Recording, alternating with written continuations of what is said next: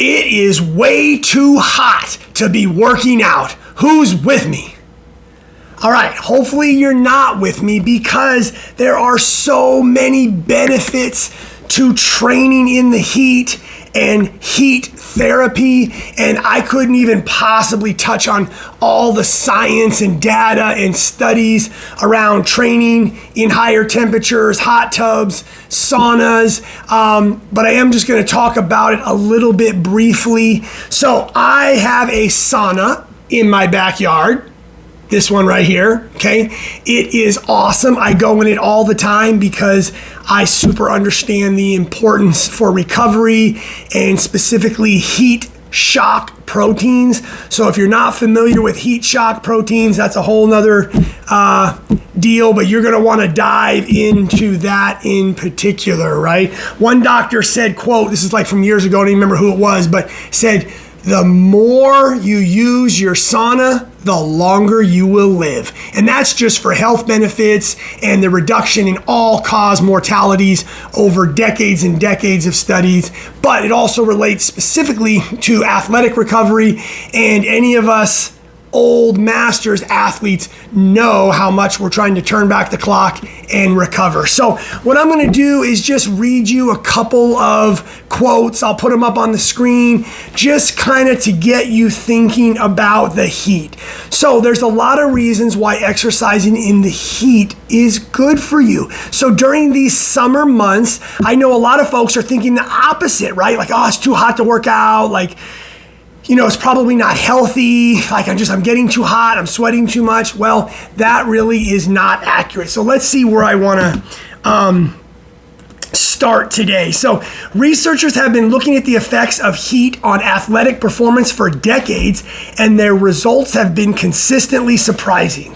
Studies have found that in addition to an increased rate of perspiration, training in the heat can increase an athlete's blood plasma volume, which leads to better cardiovascular fitness. I don't know about you, but that's like free blood doping. I want more blood plasma.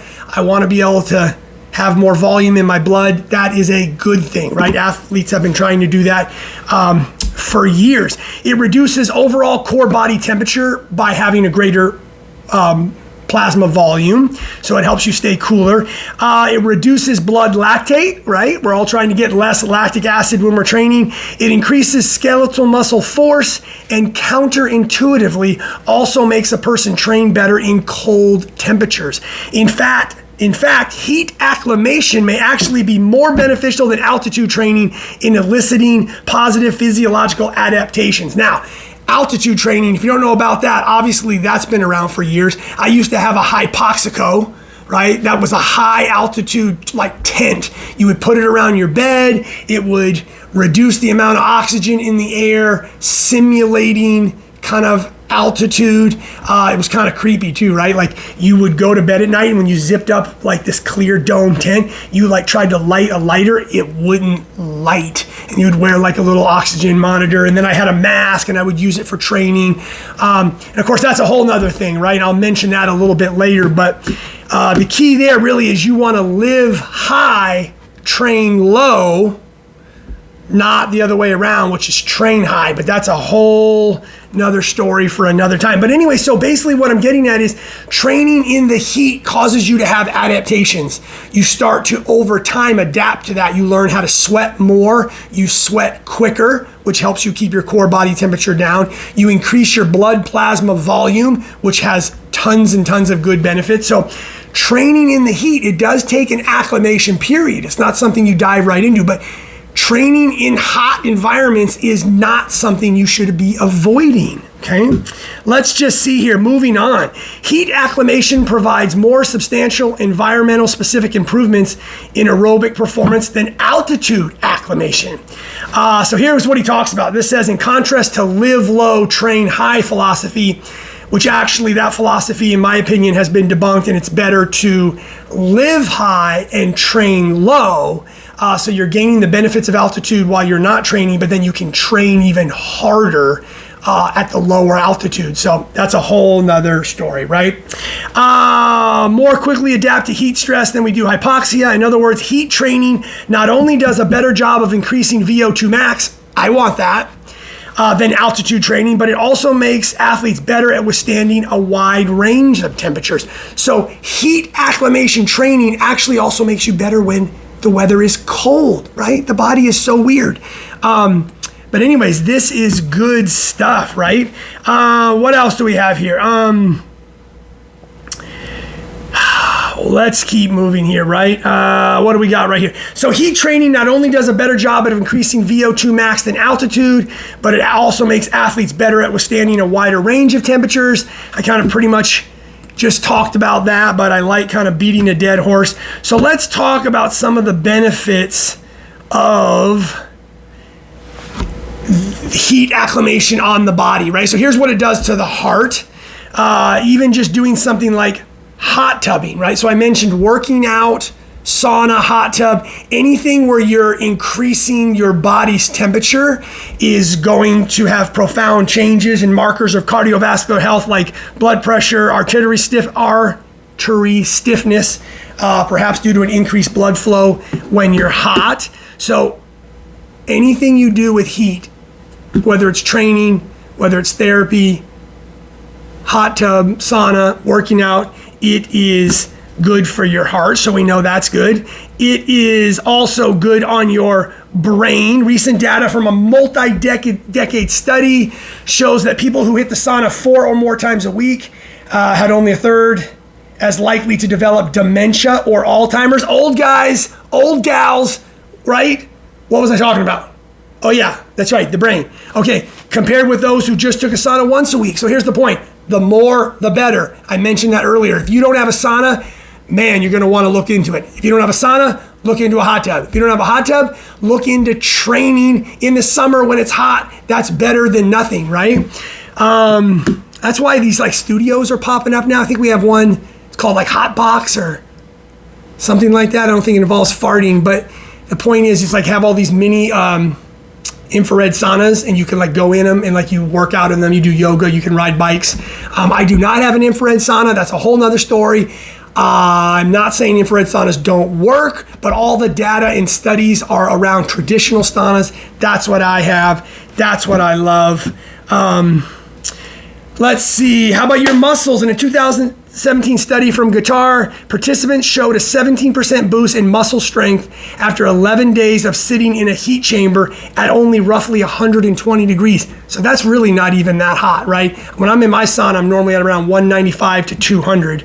The technique might be particularly relevant for injured athletes or those recovering from surgery as a way to maintain their muscles when they can't exercise. So heat therapy has been shown to have benefits on your muscles even when you're not working out.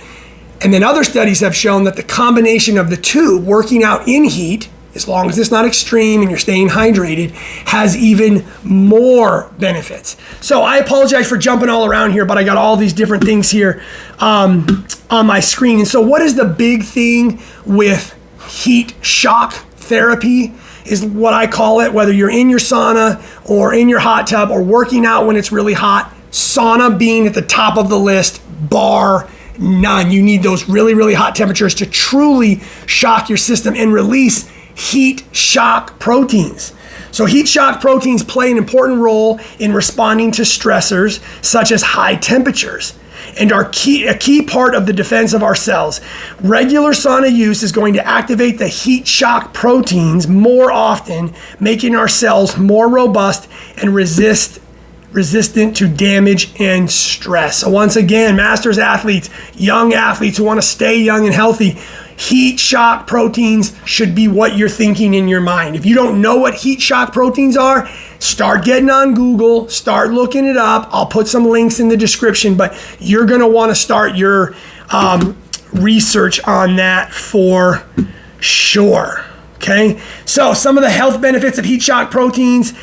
Heat shock proteins are molecular chaperone proteins. So chaperone proteins monitor and help regulate the folding of proteins. Now, if you don't know about protein folding, this is when we get a little deep into science, and I'm just going to skip that. Here's the point. You want to make sure that protein folding, because it's important for the specific roles, proteins that do not fold appropriately can trigger immune responses and a host of other diseases. So it leads to things like inflammation. Chronic inflammation, of course, leads to a lot of other systemic problems in the body. So this whole unfolding of proteins is super important. And heat shock proteins act as chaperones to make sure that this is done correctly. So tons and tons of benefits at a molecular level, at the mitochondrial level for heat shock proteins. So although I'm also talking about working out in the heat, what I'm really trying to do here is push sauna use. You want to use a sauna as many times as you can per week. As long as you're doing the protocols correctly that I'm not going to get into, there's really no limit. I mean, the more the better. If you can use it every day, if you can use it multiple times a day, if you're doing it correctly, it's good. It's all good. But what some of these studies here have shown, and what I'm trying to talk to you about, is working out in the heat also has some amazing benefits that I mentioned at the beginning, right? Increased blood plasma volume. Okay, for starters, it can help with lactic acid buffering, VO2 max. It can help increase muscles. Just sitting in a sauna has benefits to your muscles. So what I'm really trying to get at with this whole thing in layman's terms is, don't be afraid of working out in the heat. A matter of fact, you should seek it out. You should absolutely seek it out. So that's why it's also a good, let's say you can't work out in the heat.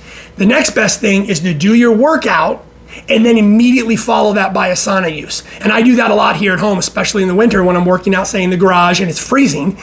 I can't work out in the heat. I try to crank up the heater, but the garage is cold. Even if I go to the CrossFit gym, it's fairly cold.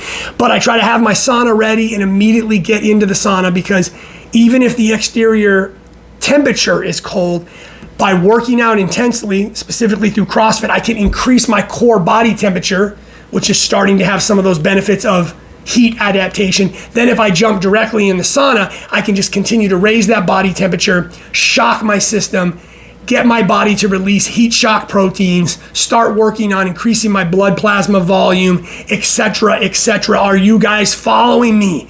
Heat is good as long as you're doing it safely, as long as you're making sure you're hydrating, you're paying attention to signs of heat stress, heat exhaustion, heat stroke, all that sort of stuff. Is a little old guy ink disclaimer.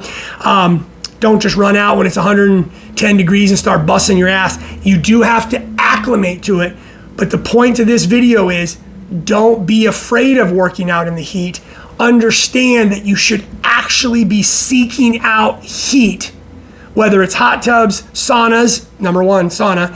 Working out in the heat is also very good, but it does need to be something you do over time. Like the whole summer. Don't shy away from working out. Don't think it's too hot. Don't crank the air conditioner and go into some cushy gym where you go in there and you're wearing your sweatshirt because it's nice and cold. Don't be afraid of the heat. Sweating is good, and your body adapts to sweating. And I mentioned this at the beginning. You will get better at sweating. Your body will sweat quicker. You'll be able to sweat more, hence cooling down your body temperature more. So you do have to replace those fluids and keep up with that. But your body can get better at temperature regulation. And you couple that with all the other things that I mentioned. And I hope I've painted a pretty good picture that heat is not bad. Exercising in the heat is not bad. Sweating, shocking the body with high temperatures is not bad. You just want to do your research. Make sure you're doing it safely. So here you go. If you didn't know any of this before I started talking, now's your chance. This weekend, get on Google, start researching working out in the heat shock proteins, saunas, protocols for how to use saunas, what are the benefits of hot tubs. Cold therapy actually goes right along with that too, because you can actually get a lot of the benefits of heat shock therapy through cold shock therapy. You can also release heat shock proteins. It's a little confusing on the words, but you can also just get it from different cold extremities too. But heat has seemed to be the best one. It's proven to have more benefits across the spectrum. So there you have it, guys. Anyways, hope you enjoyed some of that. Do me a favor, just hit like on the video. Every time you hit like, it helps the algorithm. YouTube is weird, it sends the video out. I think this is good information. If you already knew it, great. If you're like, what the hell is he talking about? Do some of your own research. Hit me up in the comments. I got a lot more information on this stuff. I just try to kind of put some teasers out there, get your brain thinking, and get you motivated to do your own due diligence and see what benefits heat training and heat therapy can have for you. Thanks, guys. Appreciate it.